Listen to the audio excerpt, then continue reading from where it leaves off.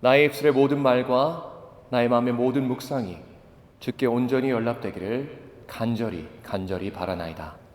아멘. 다시 한번 주님의 이름으로 여러분들 모두를 환영합니다. 아마 이 방을 둘러보시면 이곳에 모인 회중의 거의 절반 정도가 아버지라는 사실을 알 수 있을 겁니다. 오늘 약간 남성 우리 교인들의 참석이 좀 저조한 날인 것 같아요. 오늘 딱 그런 거예요. 원래는 더 많습니다.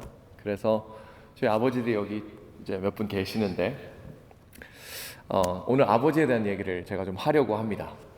제가 어렸을 때를 기억해 보면 저는 항상 저희 아버지 같이 되고 싶었습니다. 수많은 아들들이 그리고 어쩌면 딸들도 그럴 수 있겠지만 저희 아버지는 저에게 정말이지 영웅이자 또 제가 가장 본받고 싶은 그런 분이었습니다. 그것도 그럴 것이 이제 6살, 5살, 6살 남짓 어린 소년이었던 저의 눈에 저희 아버지는 이 세상에서 가장 힘이 세고요, 가장 빠르고요, 달리기를 가장 잘하고 가장 용감하고 또 이거 믿으실지는 모르시겠지만 제 눈에는 가장 잘생긴 남자로 보였어요. 그리고 정말이지 저는 저희 아버지를 그저 닮는 수준이 아니라 아버지랑 똑같이 되고 싶은 마음이 어렸을 때부터 있었습니다. 그리고 이번 설교를 준비하면서 저는 어린 제가 왜 그렇게 그토록 아빠를 닮고 싶어 했는지 좀 생각해보는 시간을 가졌습니다. 물론 여러 가지 과학적이고 또 철학적인 이유들이 있겠지만 결국 제가 생각해낸 저의 이유이자 대답은 바로 그 사람이 제 아버지였으니까 라는 너무나도 단순한 대답에 이르게 되었습니다. 그가 나의 아버지고 내가 그의 아들이고 그가 나를 무엇보다 사랑하고 나는 그 사랑을 너무나도 뼈저리게 느끼고 동일하진 않지만 내 나름대로 그 아버지를 사랑하고 있었기 때문이죠. 다소 비과학적이지만 그 무엇보다 진실에 가까운 대답이 아닐까 생각이 들었습니다. 하지만 제가 조금 더 자라고 또 제 지식이 쌓이고 다른 사람들을 보기 시작하고 성숙해 가면서 저는 자연스럽게 저희 아버지가 세상에서 가장 빠르고 가장 강하고 가장 용감한 사람이 아니란 사실을 알게 되었습니다. 물론 세상에서 가장 잘생긴 사람은 더더욱 아니었죠. 그리고 아마 제 기억으로는 제가 한 16살 혹은 17살 만으로 되었을 때쯤 처음으로 저희 아버지를 팔씨름으로 이겼던 기억이 납니다.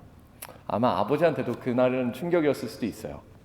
보통 저희 부모님께서 이렇게 제가 유튜브에 설교를 올리면 보시는데 제 기억이랑 아빠의 기억이 비슷할지 제가 잘은 모르겠는데 아마 그때쯤이었던 것 같습니다.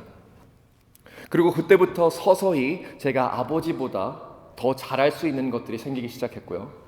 아버지는 못하시지만 저는 할 수 있는 일들이 생겨나는 걸 발견하기 시작했습니다. 하지만 정말 흥미로운 사실이 하나 있는데요. 내가 아버지보다 잘할 수 있는 것들이 정말 많이 생겼음에도 불구하고 제가 바라보는 아버지, 제가 우러러봤던 그 아버지의 이미지는 요만큼도 바뀌지 않았습니다.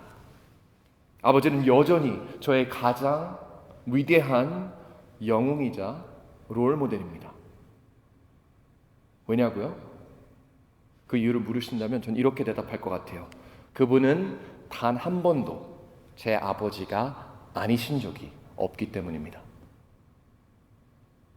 그리고 올해 은퇴를 앞두신 저희 아버지, 여러분들 만나보신 조동욱 목사님, 조동욱 선교사님을 향한 제 사랑과 존경의 마음은 그 어느 때보다 강하고 그 어느 때보다 진합니다.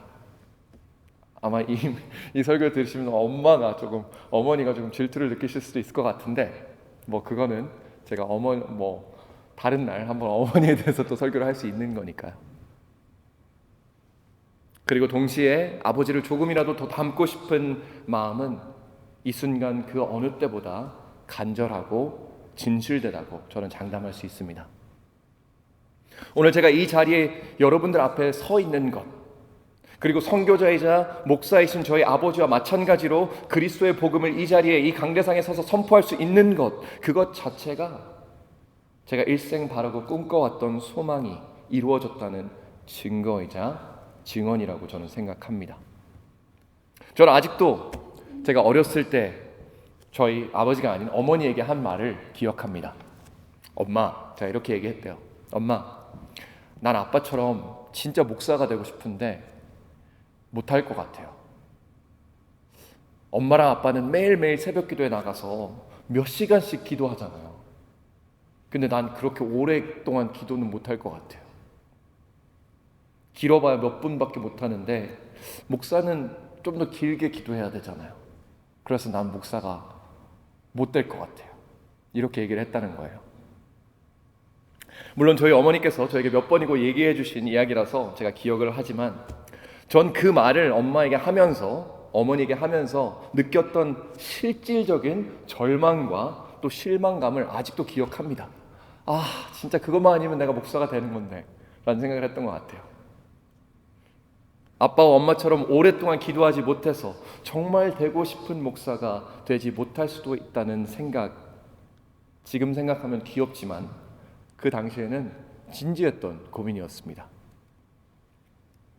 6살에 저는 그렇게 말했던 거죠. 아버지를 닮고 싶은데, 너무너무 닮고 싶은데 난 못할 것 같아. 자신 없어. 성도 여러분, 6살이었던 저의 고민이 비단 저만의 고민이 아닌 현재를 살아가고 있는 우리 모두의 고민이라고 저는 생각이 듭니다. 하늘나라의 아버지이신 우리 하나님은 너무나도 높고 위대하신 분이신 것 같은데 이 땅에 사는 우리들은 너무나도 하찮고 작고 궁핍하게 느껴질 때가 많습니다. 완벽하게 선하시면서 거룩하신 그 하나님과 나 자신을 비교하면 우리는 항상 똑같은 것 가지고 넘어지죠. 실수하고 그리고 나아가 수많은 죄악들을 저지르면서 그 죄악의 유혹과 전투에서 수도 없이 패배합니다. 그리고 자책하죠. 왜 그랬어? 그거 예전에 했던 실수잖아. 왜 그러는 거야? 왜 그러는 거야? 그리고 위를 올려다보면 완벽하신 하나님이 계시는 거예요. 하나님, 죄송합니다. 저는 하나님같이는 못 되는군요. 그리고 그렇기 때문에 오늘 본문인 베드로서 1장을 읽는 저는 항상 씁쓸한 마음을 숨길 수가 없어요. 여러분들은 여태까지 이 본문을 어떻게 읽어오셨는지 저는 잘 모르겠지만 저는 이 본문 특별히 내가 거룩하니 너희도 거룩할지어다라고 하시는 16절의 말씀을 읽으면서 절망하던 그런 모습을 떠올리게 됩니다. 만약에 하나님을 닮는 것이 하나님처럼 거룩해지는 일이라면 주님, 전 그렇게까지는 못할 것 같습니다. 제 마음 아시죠? 저는 그렇게 되고 싶어요. 근데 못해요. 너무나도 어려운 요구 상황 같았고요. 목표치가 높아도 너무 높았습니다. 나의 현실과는 너무나도 동떨어진 비현실적인 요구 사항 같아서 시도조차 해볼 수 없을 것 같은 정말이지 실망스럽고 절망스러운 상황처럼 느껴지기도 했습니다. 여러분 생각을 한번 해보십시오. 그 누가 하나님의 거룩함의 기준에 감히 도달할 수 있다고 얘기하겠습니까? 그리고 너무나도 당연한 그런 생각을 계속 하다 보면 저희가 성경을 읽을 때마다 그런 구절이 나오면 부담이 되는 거예요. 난 그렇게까지는 못하는데 이렇게 하라고 말씀하시는데 못하겠다. 예를 들어서 이제 14절에서 베드로가 이렇게 얘기합니다. 너희가 순종하는 자식처럼 전에 알지 못할 때에 따르던 너희의 사욕을 본받지 말고 이렇게 얘기하죠. 그리고 이렇게 이야기하는 베드로에게 아마 우리는 또 이런 식으로 항변할 수도 있을 것 같습니다. 베드로, 진짜 너무하네. 베드로 사도 진짜 너무하네. 말은 쉽지 그게 얼마나 어려운 건데. 우리가 뭐 우리의 욕구를 따르고 싶어서 따르는 줄 알아요? 누구는 무지함 속에 살고 싶어서 살아가고 있는 것 같습니까? 그게 우리 마음대로 안 되니까 그러는 거죠. 좀 플렉시블하게, 한국말로 유도리 있게 그렇게 하면 안 되나요? 전 우리 기독교인들이 성경 속에서 거룩하라고 하는 명령을 들을 때마다 이와 비슷한 절망의 감정과 나 자신의 부족함을 탓하는 부정적인 감정에 휩싸이는 경우가 참 많다고 생각합니다. 물론 제가 여러분들을 함부로 재단하고 싶지는 않습니다. 근데 공통적인 그런 감정인 것 같아요. 하지만 성도 여러분, 우리가 알아야 할 것은요, 우리의 아버지이신 하나님께서는 우리의 마음을 그 누구보다 잘 아시는 분이십니다. 그분은 우리가 어떤 존재인지 명확하게 아시며 우리가 얼마나 연약하고 깨지기 쉬운, 흔들리기 쉬운 존재인지 또한 아세요. 그리고 하나님께서는 그런 우리에게 무작정 당신과 똑같이 거룩해지라고 요구하시는 분이 아니십니다. 제가 이런 얘기를 하면 조금 이렇게 마음이 놓이시나요? 오히려 우리의 연약함 가운데서 당신의 강함과 능력으로 우리를 위로하시며 우리에게 이렇게 말씀하십니다. 내 은혜가 너희에게 족하도다. 이는 내 능력이 약한 데가 어디 있는데요? 내 안에 있죠. 네 안에서 온전하여 짐이라. 제가 베드로전서 1장을 수차례 읽고 묵상하면서 예전에는 몰랐지만 새롭게 발견하고 느낀 점이 하나 있습니다. 바로 이것인데요. 하나님께서 당신이 거룩하니 너희도 거룩하라 라고 말씀하실 때 그분이 정말 우리에게 너희도 나만큼 거룩해져라 그렇게 말씀하시는 걸까요? 하나님께서는 정말 우리에게 너희도 나랑 똑같이 거룩해져라 그렇게 말씀하시는 걸까요? 전 사실 여태까지 그렇게 생각했거든요. 왜냐하면 그렇게 나와 있잖아요. 내가 거룩한 것 같이 너희도 거룩하라. 그런데 그것이 아니라는 걸 깨닫게 되었습니다. 우리가 베드로의 논리를 조금 더 자세하게 들여다보면 하나님께서 우리에게 정말 원하신 건 우리가 하나님과 똑같이 거룩해지는 그 불가능한 일을 해내라고 요구하시는 것이 아니라는 것을 알 수 있습니다. 베드로전서 1장 13절, 오늘 본문의 첫 구절이죠. 첫 단어는 뭡니까? 그러므로입니다. 그렇죠? 맞죠? 1장 13절. 자, 그러므로라는 단어는 접속 부사예요. 그게 무슨 뜻이냐면 그 단어 이전의 내용을 기반으로 한 설명이 이제 그 앞으로 나오는 겁니다. 그러므로 이러하다. 바로 그 단어의 이전의 내용이 이어지는 그 다음의 내용의 근거이자 이유라는 거죠. 물론 오늘의 본문으로 채택되지 않았기 때문에 13절 2절의 말씀을 우리가 정확하게 알 수는 없습니다. 집에 가셔서 한번 읽어보시길 바라요. 근데 제가 여러분들을 위해서 요약을 해드리겠습니다. 그 구절들이 뭐라고 이야기하고 있냐면 우리가 예수 그리스도를 통해서 구원받았다는 그 사건을 우리에게 선포합니다. 바로 구원의 역사, 그 역사는 우리 곧 하나님의 백성이자 하나님의 자녀들을 위한 하나님의 역사였다는 것을 우리에게 선포하고 있는 것입니다. 그렇다면 그 내용에 기반하여 우리는 이렇게 물을 수 있어야 됩니다. 베드로가 우리에게 하나님께서 거룩하신 것처럼 우리도 거룩하라고 하는 그 이유가 뭔가?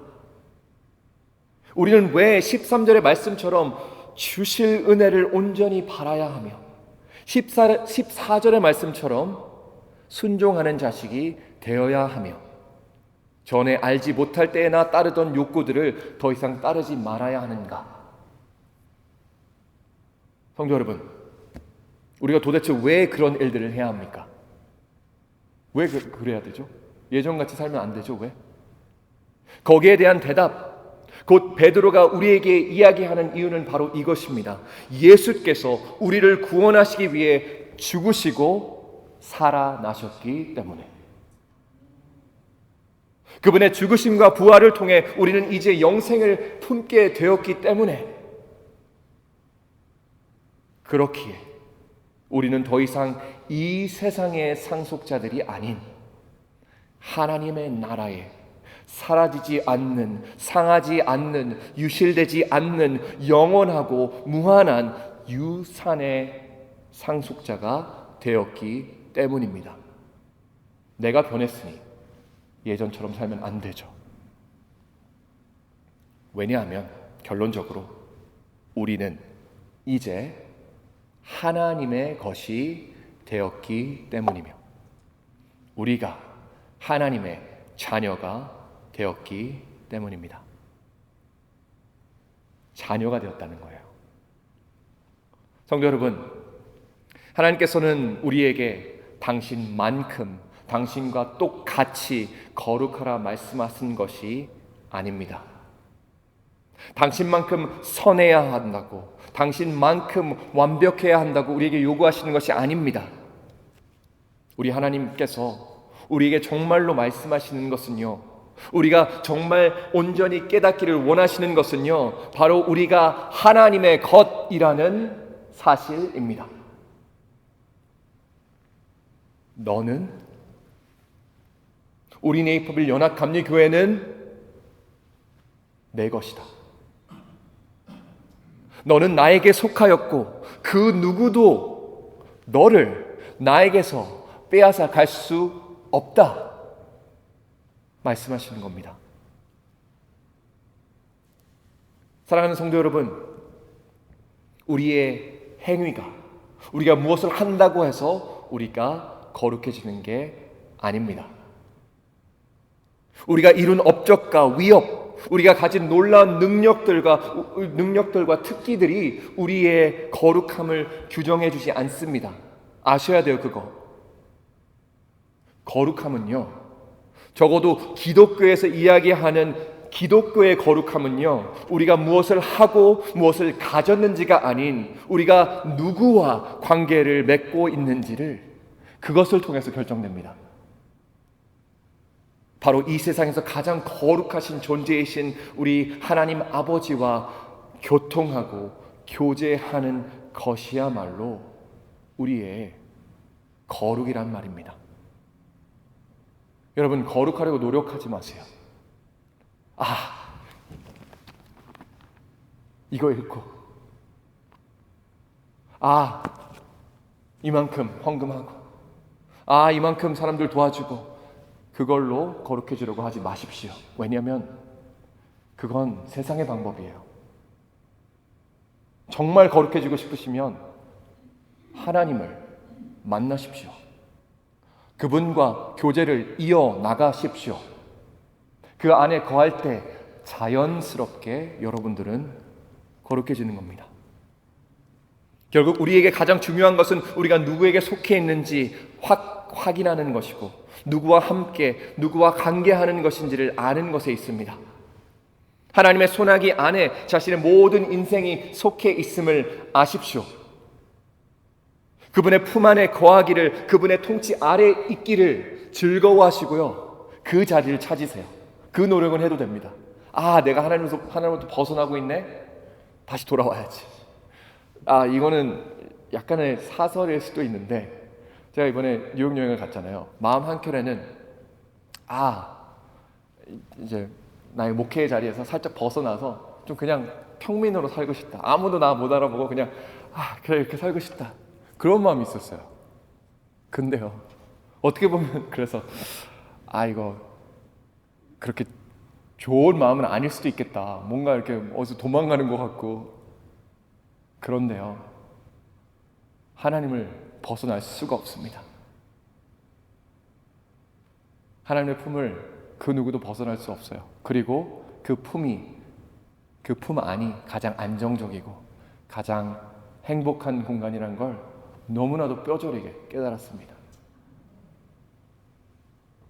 하나님께서 내가 거룩하니 너희도 거룩할지어다 말씀하실 때 그분은 사실 이렇게 얘기하는 거예요. 넌 내 거야. 그러니까 내 안에 거하렴.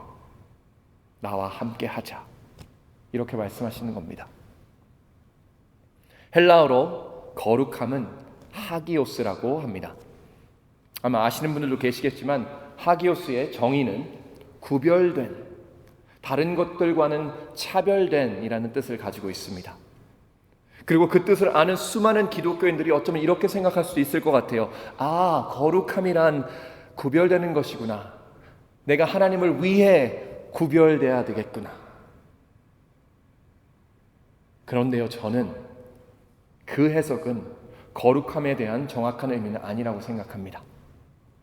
왜냐하면 오늘의 말씀을 통해서 그리고 성경 전체를 통해서 우리에게 선포되는 은혜와 구원이라는 그 실체에 입각해서 봤을 때는요, 거룩함의 진정한 의미는 하나님을 위해 내가 구별되는 것이 아니라 하나님과 함께 내가 더불어 구별되는 겁니다. 하나님이 없는 자리에서 내가 구별돼 봐야 나는 거룩할 수가 없어요. 무슨 말인지 아시겠죠? 내가 하나님과 함께 구별될 때 우리는 거룩한 겁니다. 더불어 우리들의 거룩은 하나님이 아닌 모든 것으로부터 구별돼야 합니다. 동시에 하나님과 함께 모든 것에 있어 구별되는 것입니다. 성도 여러분, 우리가 하나님과 함께 구별된다고 선포할 때 우리가 동시에 선포하는 것은 우리의 연약하며 죄악되고 터무니없이 부족하기에 우리가 할 수 있는 유일한 것이 그분과 함께 붙어 있는 것밖에 없구나라고 고백하는, 어쩌면 너무나도 연약한 어린아이의 고백과 같습니다. 그렇기에 그분이 우리에게 거룩하라고 말씀하시는 것은 곧 그분의 자비와 사랑의 품으로 들어오라고 부르시는 하나님의 초청이며, 거룩함의 본질은요, 그럼 뭐가 되겠어요? 바로 하나님의 품, 그분의 임재라는 사실입니다. 그분과 관계하고 그분과 함께 걸으며 그분과 함께 숨쉬고 살아가는 것이 우리들의 거룩함의 길입니다. 그리고 오늘 살펴본 것처럼 우리가 추구해야 할 거룩함의 거룩함이 어떤 의무나 조건 이행이 아닌 하나님과의 관계에 있다면 하나님의 자녀인 우리에게 가장 중요한 과업은 뭐가 될까요? 한 가지밖에 없습니다. 그분을 더 잘 아는 것. 베드로전서 23절에서 이렇게 얘기합니다. 우리가 거듭난 것은 썩어질 씨로 된 것이 아니요 썩지 아니할 씨로 된 것이니 살아있고 항상 있는 무엇으로요? 하나님의 말씀으로 되었다고 선포합니다. 그리고 이 말씀 속에 하나님의 생명과 그분의 숨결과 그분의 완벽하신 의도와 임재가 있다는 거죠. 그러므로 거룩하기를 바라는 모든 이들, 하나님 아버지와 닮기를 바라는 모든 이들은 자신들을 세상으로부터 구별되며 하나님과 함께 구별되고자 하는 하나님의 자녀들은요, 뭐요? 이 책, 이 말씀, 이 성경, 이것을 사랑하고 또 사랑하고 또 사랑해야 한다고 믿습니다. 뒤에 보니까 북마크가 몇 개 남았더라고요. 더 가져가세요. 그 북마크는 성경을 위한 북마크입니다. 그 북마크를 제가 2025년도 첫 설교에 말씀드렸죠. 한 곳에 머물게 하지 마시고 매일매일 다른 장, 매일매일 다른 성경책으로 옮겨가실 수 있도록 하시라는 거예요. 그게 무슨 말이냐? 성경을 사랑하라. 말씀을 사랑하자. 그 말입니다. 사랑하는 성도 여러분, 이 아침 오늘 설교를 마치면서 여러분들 모두에게 도전하길 원합니다. 우리들의 유약하고 유아적인 생각, 곧 하나님처럼 나는 거룩해질 수 없다는 생각, 하나님처럼 나는 사랑할 수 없다는 생각을 말끔히 떨쳐버리십시오. 그 대신 누가 우리의 영원한 아버지 되시는지를 이 시간 다시 한번 기억하시기를 바랍니다. 그리고 그 오래된, 우리 사자성어라고 부르는 그 네 글자 격언이 있죠. 오늘 설교의 제목이기도 합니다. 뭐죠? 혹시 기억나세요? 여기 안에 있어요. 부전자전입니다. 부전자전. 하나님이 그러하듯 여러분도 그리 되는 것. 하나님께서 여러분들의 거룩함이 되십니다. 그리고 그 하나님께서 거룩하지 못한 우리를, 사랑하지 못하는 우리를 거룩하도록, 그리고 사랑하도록 하실 것입니다. 아버지를 닮는, 아니 아버지와 늘 동행하시는 여러분들 모두 되시기를 이 시간 주님의 이름으로 간절히 축원합니다. 기도하시겠습니다. 사랑의 하나님, 감사합니다. 우리에게 말씀을 허락하시고 그 말씀 속에서 우리에게 보여지고 계시되는 그 아버지의 놀라운 은혜, 그 임재를 우리에게 알려주시니 감사합니다. 그 무엇보다 우리를 너무나도 사랑하셔서 우리가 아직 죄인 되었을 때에 우리에게 독생자이신 예수 그리스도를 보내주셔서 그분이 우리의 연약함과 죄악됨과 모든 부족함을 짊어지시고 십자가에 죽으시고 다시 살아나심으로 우리가 하나님과 화합하고 하나님의 자녀가 되는 놀라운 은혜를, 놀라운 선물을 우리에게 허락하시니 그것에 또한 감사합니다. 우리가 그 역사를 통해 하나님의 자녀가 되었는데 아버지 하나님, 하나님을 모르는, 아버지를 모르는 그런 자식들로 살지 않기를 원합니다. 날로 우리에게 하나님을 더욱더 알 수 있기를 원하는 그 간절한 마음을 허락하여 주셔서 우리가 말씀을 읽고 서로 교제를 하며 또 아버지에 대해서 이야기하며 나눌 때에, 그리고 매일매일 순간순간마다 아버지 하나님과 동행하며 나아갈 때에 더욱더 아버지를 사랑하는, 더욱더 아버지를 닮아가는, 그저 닮는 것이 아닌 아버지와 함께 매 순간순간 함께 할 수 있는 저희 모든 교인들 될 수 있도록 주님 붙잡아 주시옵소서. 그래서 정말로 부전자전인 우리 교인들 될 수 있도록 도와주시옵소서. 감사를 드리며 예수님의 이름으로 기도드립니다. 아멘.